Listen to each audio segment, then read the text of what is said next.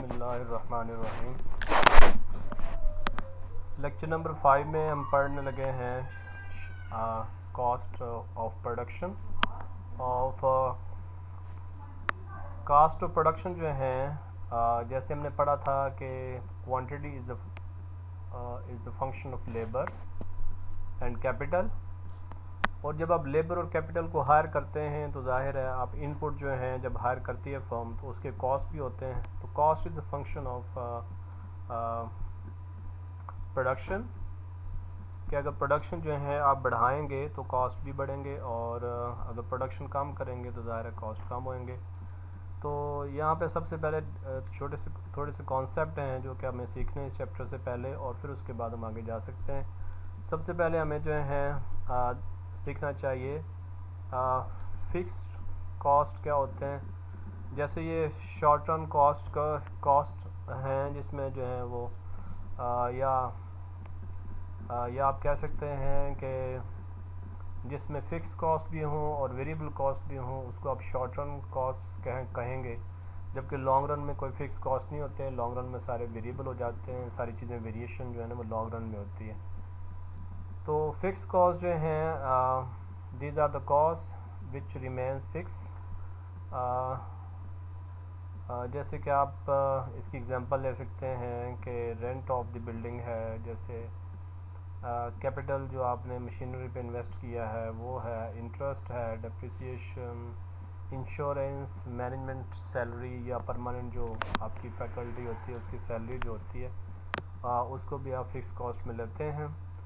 जब कॉस्ट जब आप प्रोडक्शन कर रहे होते हैं तो ये वाली जो कॉस्ट है ये चेंज नहीं होती। और जो वेरिएबल कॉस्ट है वो शॉर्ट टर्म में वेरी करती है। और ये वाली कॉस्ट जो है जैसे वो कह रहा है कि आप जो वेजेस हैं वो आपकी वेरिएबल कॉस्ट है। मटेरियल पे जो है, फ्यूल पे जो आप लगाते हैं, ट्रांसपोर्टेशन पे जो आप लगाते हैं, उसके बाद सर्विसेज पे जो होती हैं, ये सारी जो हैं ये आपके पास वेरिएबल कॉस्ट है। तो कुछ और कॉस्ट जैसे हम कहते हैं कि economic cost and accounting cost. तो ऐसी कॉस्ट जिसमें जो है एक्सप्लिसिट कॉस्ट और इम्प्लिसिट कॉस्ट दोनों शामिल होती हैं उसको हम इकोनॉमिक कॉस्ट कहते हैं। यानी एक्सप्लिसिट कॉस्ट ऐसी कॉस्ट होती है जिसमें जो है मॉनेटरी ट्रांजैक्शन होती है। आप बाकायदा से लेट के आप जो है अगर किसी से जो है बिल्डिंग हायर करते हैं तो आपको जो है उसका जो रेंट है वो पे करना पड़ेगा, उसको मॉनेटरी ट्रांजैक्शन वहाँ पे होएगी जिसे तो इसको एक्सप्लिसिट कॉस्ट कहेंगे। आप लेबर हायर कर रहे हैं, आप सर्विसेज किसी की ख़रीद रहे हैं, फ्यूल ले रहे हैं, रॉ मटेरियल ले रहे हैं, तो ये सारी चीज़ों के लिए आपको कॉस्ट करनी पड़ती है किसी से लेते हैं तो। जब फर्म जो है अगर उसकी बिल्डिंग अपनी है तो वो ख़ुद को तो मॉनेटरी ट्रांजैक्शन खुद के साथ नहीं करेंगे, लेकिन है ये कॉस्ट, इसको आप इम्प्लिसिट कॉस्ट कहते हैं। और लेट के अगर आप खुद ही मैनेजर हैं कंपनी के तो आप खुद के साथ मॉनेटरी ट्रांजैक्शन नहीं करते, बल्कि ये होता है कि वो प्रॉफिट में सारा कुछ आ जाता है। तो इसको लेकिन ये कॉस्ट में शामिल होती है, इसको आप इम्प्लिसिट कॉस्ट कहते हैं। तो एक्सप्लिसिट और इम्प्लिसिट कॉस्ट जो हैं उन दोनों को अगर आप मिलाते हैं तो ये वाले आपके जो हैं इकोनॉमिक कॉस्ट हो जाते हैं। इसी तरह से आप टर्म जो हैं एक और जो अकाउंटिंग कॉस्ट है उसमें सिर्फ एक्सप्लिसिट कॉस्ट आते हैं, क्योंकि अकाउंटिंग सिर्फ उन चीज़ों को जो है वो कंसिडर करती है जिसमें मॉनेटरी ट्रांजैक्शन होती है, बाकी चीज़ों को जो है ये कॉस्ट ये वाला कंसिडर नहीं करती। अच्छा, आप फिक्स कॉस्ट को और वेरिएबल कॉस्ट को दोनों को जमा करेंगे तो आपके पास टोटल कॉस्ट आ जाएंगे। उसके बाद आपके एवरेज कॉस्ट होते हैं। अब अगर आप फिक्स कॉस्ट की एवरेज लेंगे तो एवरेज फिक्स कॉस्ट आ जाएगा, वेरिएबल कॉस्ट की जब एवरेज लेंगे तो एवरेज वेरिएबल कॉस्ट आ जाएगा। तो ये बहुत आसान होता है किसी भी चीज़ की एवरेज निकालना। आप एवरेज निकालते हैं फिक्स कॉस्ट की तो सबसे पहले देखें फिक्स कॉस्ट किसका फंक्शन है, तो ज़ाहिर है क्वांटिटी का फंक्शन है कॉस्ट। तो आप फिक्स कॉस्ट को क्वांटिटी में डिवाइड करेंगे तो एवरेज फिक्स कॉस्ट आएगा। वेरिएबल कॉस्ट जो है ये भी क्वांटिटी का फंक्शन है ज़ाहिर है, तो इसमें आप वेरिएबल कॉस्ट को क्वांटिटी पे डिवाइड करेंगे तो आपके पास एवरेज वेरिएबल कॉस्ट आ जाएगा। जैसे कि ये नीचे फार्मूले लिखे हुए हैं, average fix cost TFC/Q average variable cost TVC over Q, average total cost. अब जाहिर है आप जब टोटल कॉस्ट इन दोनों को मिला के बनाते हैं फिक्स कॉस्ट और वेरिएबल कॉस्ट को, तो टोटल कॉस्ट बनता है। अब इसकी अगर आपने एवरेज लेनी है तो उसको भी आप क्वांटिटी पे डिवाइड करेंगे। अब देखें AFC को आपने Q पे डिवाइड करने से आपको हासिल हुआ, ABC भी ऐसे ही हासिल हुआ है और ATC भी ऐसे ही हासिल हुआ है। इसका मतलब है जब भी आप एवरेज हासिल करना चाहें तो जो भी वेरिएबल जो हैं इंडिपेंडेंट वेरिएबल हो उस पर आप डिवाइड करें तो आपके पास जो है एवरेज आ जाएगी। मार्जिनल कॉस्ट जो है जब आप लेना चाहते हैं तो वो जैसे कि हमने मार्जिनल प्रोडक्शन निकाली थी ऑफ लेबर, तो वहाँ हमने चेंज इन टोटल प्रोडक्शन बटा चेंज इन लेबर। अब यहाँ पे क्या है, change in total cost DTC और DQ या डेल्टा TC और डेल्टा Q, इससे आप मार्जिनल कॉस्ट जो है वो ले सकते हैं। अब उसके बाद देखें जो है, अब अगर हम बात करते हैं,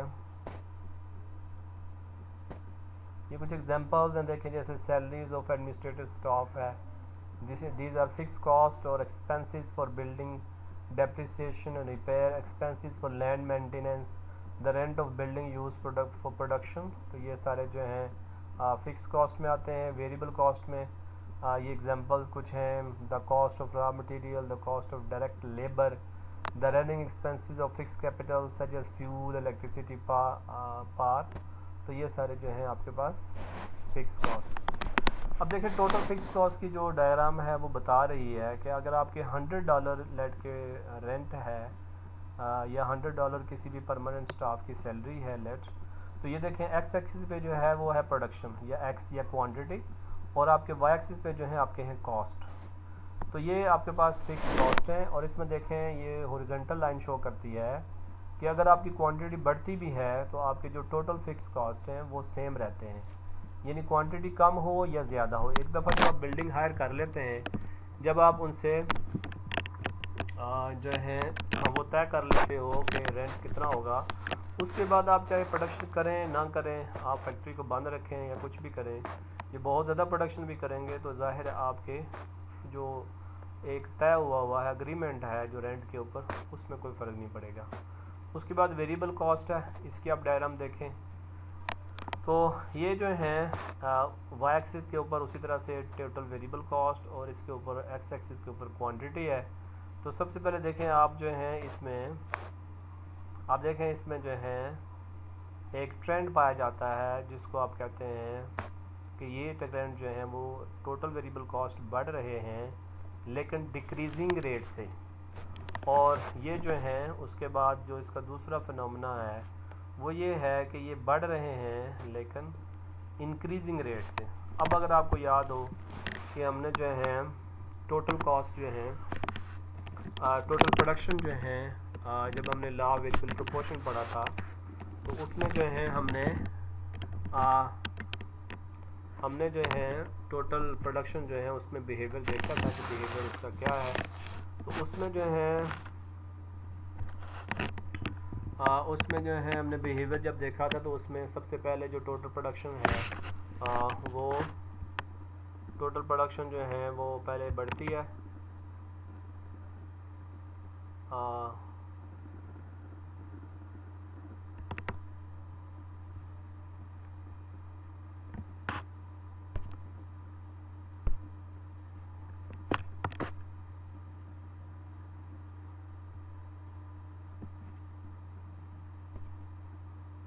टोटल प्रोडक्शन जो है वहाँ पे हम देखते थे कि जो टोटल प्रोडक्शन है वो उसका जो है और टोटल कॉस्ट जो है ज़ाहिर है इन दोनों का जो बिहेवियर है वो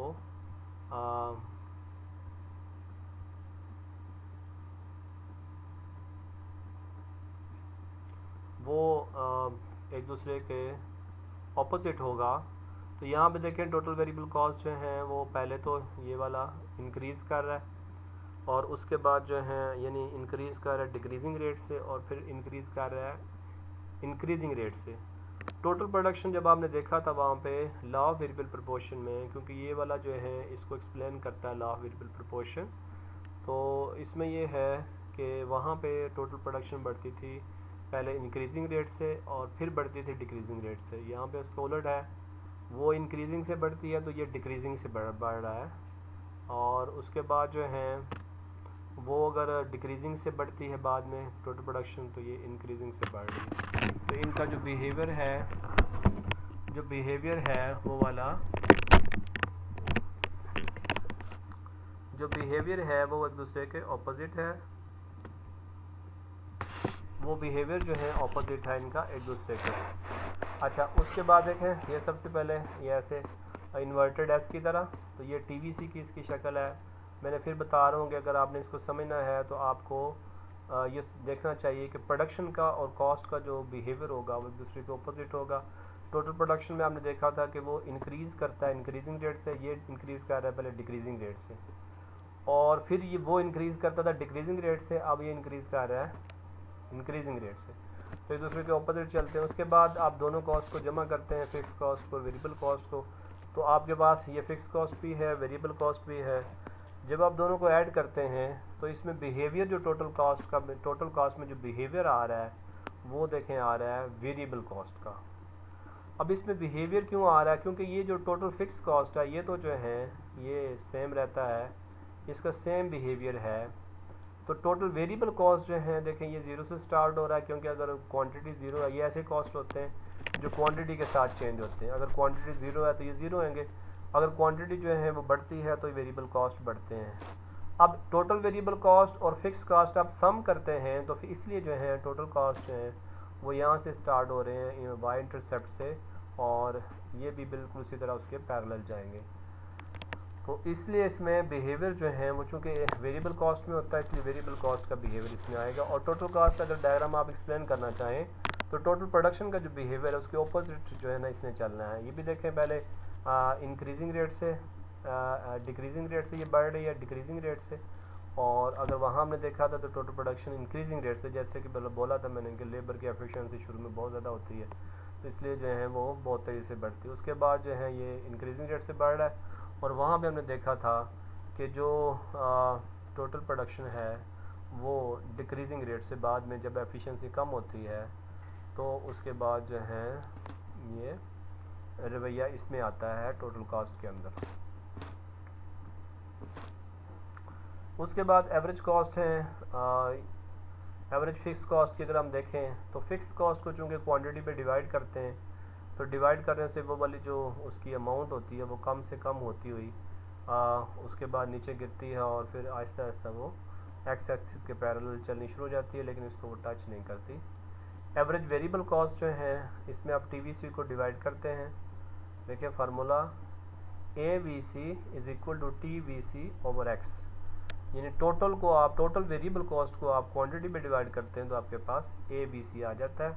अब ABC की शक्ल देखें ज़रा, दिस इज़ ये TVC है। आपको जो कि अगर इसको बनाना है तो आप लेट के कोई भी पॉइंट लेते हैं इसके ऊपर, जैसे लेट A B C और D आपने पॉइंट लिया है तो अब देखें जो A पॉइंट है इसको आप नीचे जो है क्वांटिटी के ऊपर आप ड्रा करें।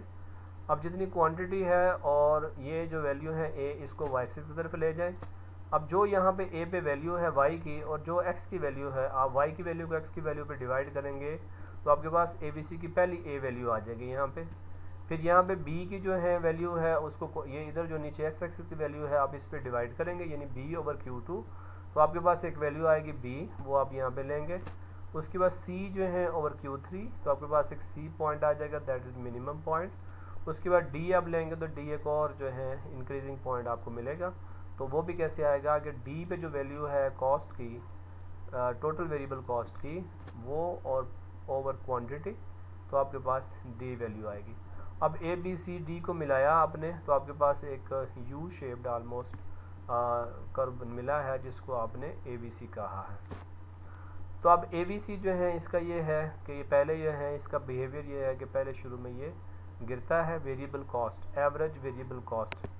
जैसे एवरेज प्रोडक्शन थी उसके बिल्कुल उलट जो है इसका भी बिहेवियर है कि एवरेज प्रोडक्शन पहले ज़्यादा होती है तो ये कम हो रही है, फिर एवरेज प्रोडक्शन मैक्सिमम होती है तो ये मिनिमम हो रही है, फिर एवरेज प्रोडक्शन जो है वो गिरना शुरू हो जाती है तो ये एवरेज वेरिएबल कॉस्ट जो है ये बढ़ना शुरू हो जाते हैं।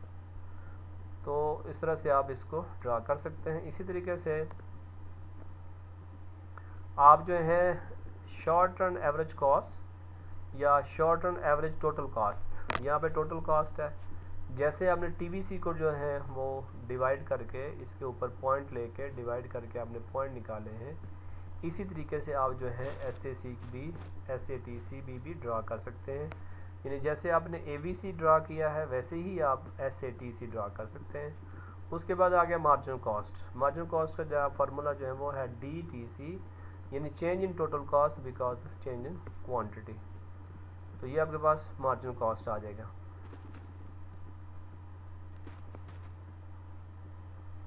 अच्छा, ये वाला जो है दिस इज टोटल कॉस्ट, और टोटल कॉस्ट में आप कोई जाहिर है टेंजेंट ड्रा करते हैं। अब उस टेंजेंट जो आपने ड्रा किया है उस टेंजेंट के ऊपर जो है यानी उसके पहले और उसके बाद दो वैल्यू लेते हैं, आप उनको आपस में मिलाते हैं, 2 पॉइंट लेके उनको आपस में मिलाने से आपके पास एक ट्राइंगल आती है। अब जो ट्राइंगल है उसमें वाई एक्सिस को आपने वाई जो या वर्टिकल जो पोर्शन होता है उसको आपने हॉरिजॉन्टल पोर्शन में डिवाइड करना होता है, तो आपके पास जो चेंज है वो आ जाता है। इसी तरीके से आप ये पहला उसने एक टेंजेंट ड्रा किया, फिर दूसरा किया, फिर तीसरा, फिर चौथा और पांचवा। तो इस तरह से आप टेंजेंट ड्रा करने से वैल्यू लेते हैं, तो ये आपको बताएगा चेंज कितना आ रहा है। यानी आप ट्राइंगल बनाते जाएंगे टेंजेंट से यहाँ पे और आपको चेंज आता है। हर पॉइंट के ऊपर आप चेंज ले सकते हैं। और इसमें चेंज कैसे आएगा, वो कह रहा है कि चेंज जो आता है शुरू में पहले वैल्यू ज़्यादा होती है, फिर आहिस्ते से कम होती है, एक मिनिमम पॉइंट आता है, उसके बाद फिर जो है वो चेंज जो है जो टोटल कॉस्ट में चेंज है वो बढ़ना शुरू हो जाता है। तो MC जो है that is change in total cost because of change in quantity. तो आप इससे चेंज से निकाल सकते हैं। अच्छा, उसके बाद मैंने आपको बताया था कि अगर आपने टोटल कॉस्ट के फंक्शन की अगर आपने पहचान करनी है, लेट के ये TC दिया हुआ है, यहाँ पे B0 P1 Q -B2 इस तरह से वैल्यू ये सारी दी हुई हैं। आपने इसमें देखना है कि इसमें VC कौन सा है, TVC कौन सा है और TFC कौन सा है। तो इसमें देखें जिस टर्म के साथ Q आया हुआ है वो वेरिएबल कॉस्ट है, क्योंकि क्वांटिटी वेरी करेगी तो वो वेरी करेगा, प्रोडक्शन लेवल जो है वो वेरी करता है तो वो वेरी करेगा। तो यहाँ पे जो है जिस B1Q B2 और B3 जो हैं ये आखिरी 3 टर्म्स जो हैं इनके साथ Q आया हुआ है, तो लिहाजा ये होगा TVC। और जिसके साथ Q नहीं है, फिक्स वैल्यू है कोई B0 या फिक्स नंबर है कोई, उसको आप कहते हैं TFC। तो इस तरह से आप इसको डिवाइड कर सकते हैं। और इन्हीं से फिर आप अगर आपने ABC निकालना है तो इस रकम को जिसके साथ Q है उसको Q पे डिवाइड कर दें, और अगर आपने AFC निकालना, ये TFC है, तो आप इसको Q पे डिवाइड करेंगे तो आपके पास AFC आ जाएगा। लेकिन उसके बाद आपके पास है the relationship between ABC ATC and MC। अब देखेंगे आपके तीनों के जो है बिहेवियर कैसा है। तो इन तीनों का बिहेवियर जो है आप देखें दिस इज, ये आप थोड़ा सा इसको देखेंगे। अब देखें जो जैसे हमने मेरे देखा था कि TBC और TC यानी TBC टोटल वेरिएबल कॉस्ट और total cost, total variable cost से निकली एवरेज ABC, टोटल कॉस्ट से एवरेज निकली ATC। जैसे वो दोनों पैरेलल ऑलमोस्ट चलते हैं ऐसे ये दोनों भी पैरेलल चल रहे हैं, और जैसे ABC और ATC ये भी आपको बनाना सिखाया हुआ था। अब देखें इसमें MC जो है वो कट कर रहा है इनके मिनिमम पॉइंट के ऊपर।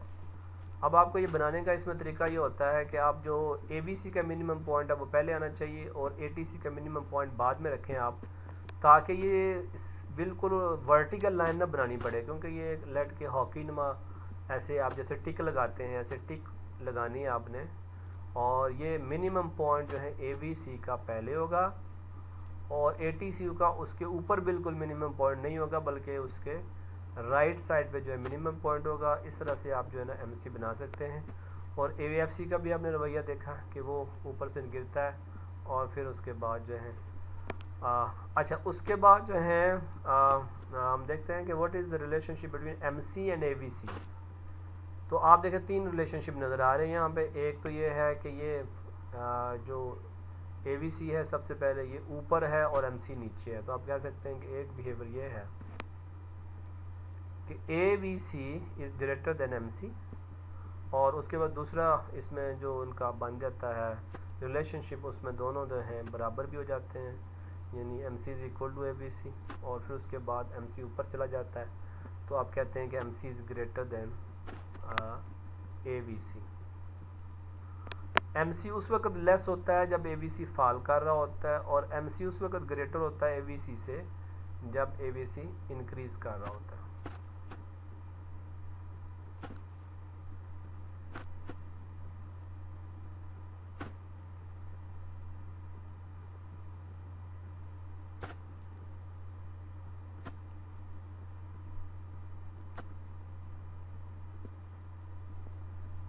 अच्छा जी, उसके बाद जो है हम देखते हैं कि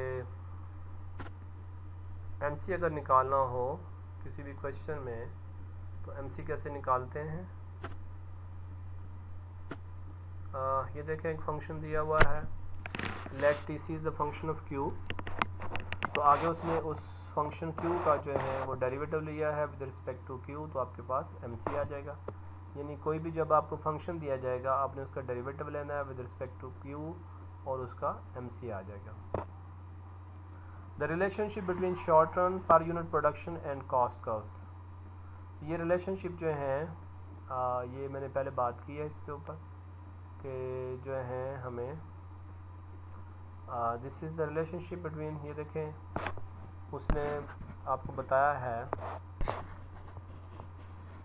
ये देखें यहाँ पे जो है ऊपर उसने प्रोडक्शन लिया हुआ है, एवरेज प्रोडक्शन ऑफ लेबर और मार्जिन प्रोडक्शन ऑफ लेबर, और नीचे उसने एवरेज जो है एवरेज वेरिएबल कॉस्ट और मार्जिनल कॉस्ट है।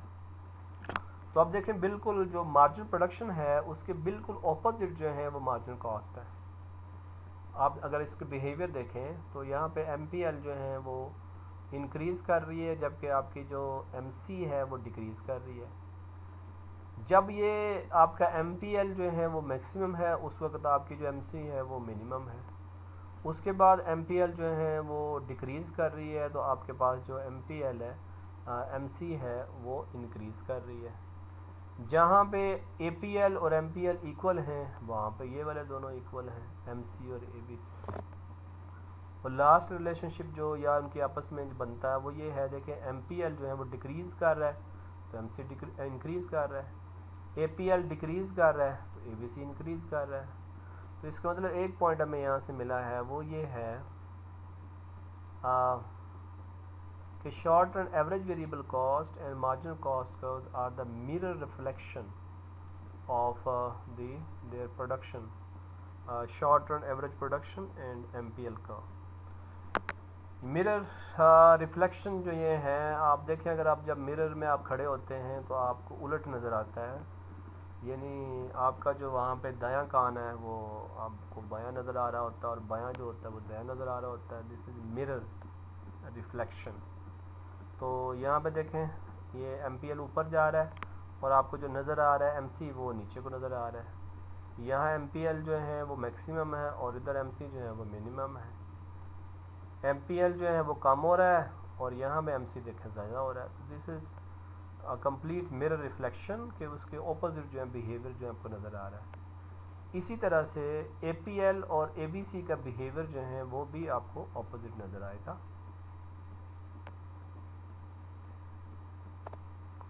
उसके बाद कॉस्ट कर्व्स हैं इन द लॉन्ग रन। अच्छा, cost curves in the long run जो है आपको पता है लॉन्ग रन में फिक्स कॉस्ट तो होता नहीं है, वेरिएबल कॉस्ट होता है। इसका मतलब है टोटल कॉस्ट जो होता है, टोटल कॉस्ट जो होता है वो टोटल वेरिएबल कॉस्ट के बराबर होता है। ठीक हो गया। और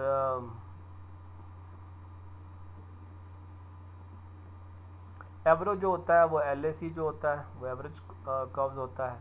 तो तीन कर्व्स आपके पास होंगे यहाँ पे, LTC long run total cost, long run average cost और लॉन्ग रन मार्जिनल कॉस्ट। तो इसमें जो है अगर आप सबसे पहले LAC को ड्रा करना चाहते हैं तो LAC को आपने जो है वो प्लानिंग कर्व भी कहते हैं, इन्वेलप कर्व भी कहते हैं। तो ये आपको बताता है कि फर्म जो है कहाँ तक जो है वो प्रोडक्शन कर सकती है या इनपुट का यूज़ कर सकती है। अगर आप इस पिक्चर को गौर से देखें तो यहाँ पे उसने शॉर्ट रन से लॉन्ग रन की तरफ गया है, और SAC जो है 1 ये एक प्लांट को ज़ाहिर कर रहा है, शॉर्ट रन को ज़ाहिर कर रहा है, और SAC2 जो है ये सेकंड प्लांट है, और SAC3 जो है ये थर्ड प्लांट है। और आप देखें कि SAC जो है जहाँ पे वो टेंजेंट है LAC के ऊपर, या उसका जो मिनिमम पॉइंट है, मिनिमम पॉइंट जो है वो x3 के बाद है, ये वाला मिनिमम पॉइंट। यहाँ बात ये है कि जो LAC का बिहेवियर है वो आना है SAC के बिहेवियर से। अब SAC जब आप LAC का बना रहे हैं कि LAC जो है पहले ज़ाहिर है वो भी पहले जो है वो गिरते हैं, और उसके बाद जो है वो मिनिमम, और उसके बाद चढ़ रहे होते हैं। तो SAC से ही रवैया चूँकि इनका आता है, LAC का रवैया, SAC भी ऐसे ही है कि जब पहले वो गिरते हैं, फिर मिनिमम होते हैं, फिर उसके बाद इंक्रीज़ करते हैं। तो LAC का जो गिरने वाला पोर्शन है वो ज़ाहिर है SAC के फॉलिंग पोर्शन से ही वो उस पर टेंजेंट होगा। SAC2 के जो है देखें उसके भी फॉलिंग पोर्शन में नॉट मिनिमम पॉइंट, SAC1 का भी मिनिमम पॉइंट नहीं है, SAC2 का भी मिनिमम पॉइंट नहीं है, SAC3 का जो है ये मिनिमम पॉइंट है, और यहाँ पे LAC का भी मिनिमम पॉइंट है। तो यहाँ तक प्रोडक्शन जो है SAC3 जो है यहाँ तक प्रोडक्शन करेगा, क्योंकि अभी जो कॉस्ट है वो गिर रही होती है SAC1 SAC2 पर, लिहाजा यहाँ पे वो प्रोडक्शन अपनी रोकेगा नहीं। अब अगर आप इसको ड्राइव करने का कि आपने LAC कैसे ड्राइव किया है, तो आपने इसको एक्सप्लेन ऐसे करना है कि फर्म के पास जो है 3 प्लांट हैं, लेट कर लें आपके SAC1 है, शॉर्ट रन में वो इस प्लांट पे काम कर रहा है, फिर वो एक नया प्लांट लगाता है SAC2, फिर उसके बाद वो एक नया प्लांट लगाता है SAC3, चूँकि उसकी चीज़ की डिमांड बढ़ रही है तो वो प्लांट लगा रहा है। अब बात यह है कि क्या वो पहले प्लांट पे रुक जाए, इसको ओवर यूज़ करे, या दूसरे पे ओवर यूज़ करे, तो या वो तीसरा लगाए, क्या है इसका आंसर हो सकता है। तो ये है कि वो SAC1 पे नहीं रुकेगा एक प्लांट के नहीं, क्योंकि इस पर बहुत हाई कॉस्ट है। अगर आप वाई एक्सिस की तरफ जाएं तो आप देखें ये बहुत हाई कॉस्ट है X1 के ऊपर। अगर आप जो है SAC2 को जहां उसने कट किया है LAC को वहां देखें तो वो भी बहुत हाई है। जब आप SAC3 का मिनिमम पॉइंट देखते हैं जहां पे LAC का भी मिनिमम पॉइंट है, वहां पे कॉस्ट जो आपके पास है वो है C3, तो लिहाजा ये वाला जो पॉइंट है यहाँ तक उसकी प्रोडक्शन हो सकती है। तो आपने फिर बताना है कि जनाब जो आपने जो है एक टेंजेंट ड्रा किया है SAC1 2 और 3 के ऊपर, तो जो एक नया कर्व बना है दैट इज़ LAC, और इसको आप इन्वेलप चूँकि ये बना हुआ है SAC के ऊपर, शॉर्ट रन एवरेज कॉस्ट के ऊपर ये चूँकि एक इन्वेलप बना हुआ है तो इसलिए हम इसको इन्वेलप कर्व भी कहते हैं। और प्लान हमें ये दे रहा है, गाइड कर रहा है फर्म को कि जहाँ पे SAC3 यानी मिनिमम जो है पॉइंट है short run average cost curve का भी और long run average cost curve का भी, वहाँ तक आप प्रोडक्शन करें। This is also another LAC with 6 almost 6 जो है वो शॉर्ट रन कॉस्ट कर्व्स और प्लांट्स एग्जिस्ट करते हैं, और इनसे ड्राइव किया उसने LAC। और उसके बाद जो है आगे हम देखते हैं कि LAC जो है वाई LAC सासर टाइप, तो ये क्यों इस तरह से है, एक प्लेट मा क्यों होता है कि पहले ये डिक्रीज़ करता है, फिर उसके बाद मिनिमम पॉइंट होता है और उसके बाद आगे इंक्रीज़ करता है। तो चूँकि शुरू में बहुत एफिशिएंसी या इकोनॉमीज़ हासिल होती हैं, इंटरनल इकोनॉमीज़ और एक्सटर्नल इकोनॉमीज़ भी, तो इसलिए जो है इंक्रीजिंग रिटर्न टू स्केल होता है और फर्म को बहुत फ़ायदा हो रहा होता है, इसलिए प्रोडक्शन को बढ़ा रहे होते हैं।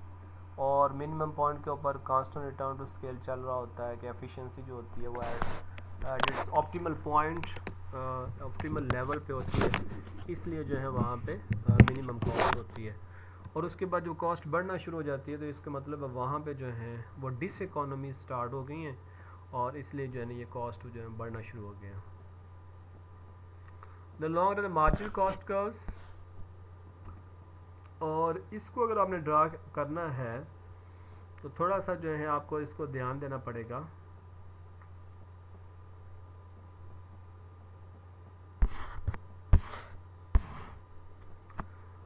अब इसको आपने ड्रा करना है तो सबसे पहले आप LAC को आप जो है आप ड्राइव करें उसको आप बनाएं और SAC से, और उसके बाद देखें ये LAC पहले उसने बनाया हुआ है, SAC 1, 2 और 3, और उसके बाद इससे LAC बनाया है। अब जो है आपने इसमें पहला चेंज क्या करना है, पहला चेंज ये है कि जो मीटिंग पॉइंट है, जो इंटरसेक्टिंग पॉइंट है शॉर्ट रन एवरेज कॉस्ट और long run average cost, let SAC1 और LAC का जो मीटिंग पॉइंट है उससे आप एक वर्टिकल लाइन नीचे ड्रा करें, जिसको आपने Q1 कहा, यानी एक्स एक्सिस के ऊपर ड्रा करें। उसके बाद जो है आप SAC2 और LAC का जो इंटरसेक्टिंग पॉइंट इंटरसेक्शन है वहाँ से आप एक वर्टिकल लाइन नीचे ड्रा करें। फिर SAC3 और LAC का जो मीटिंग पॉइंट है वहाँ से आप एक वर्टिकल लाइन ड्रा करें, जिसको आपने Q3 कहा है।